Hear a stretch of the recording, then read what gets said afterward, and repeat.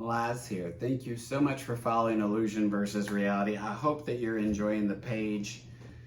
Some of you have been asking, what is the difference between a magician and an illusionist? Which is an amazing question. It's a great question. And I think it was David Copperfield who once jokingly said about 20%.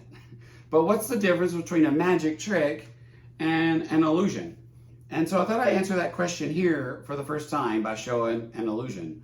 This is an illusion called the die box. It's called that because it's a die and a box. A die goes into a hat.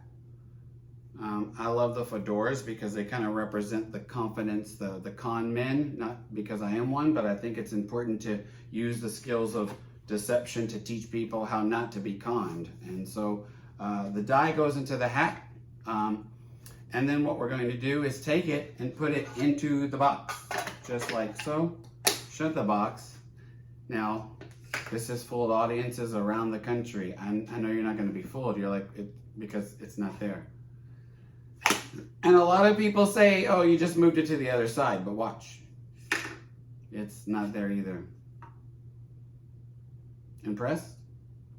Bet you're going crazy.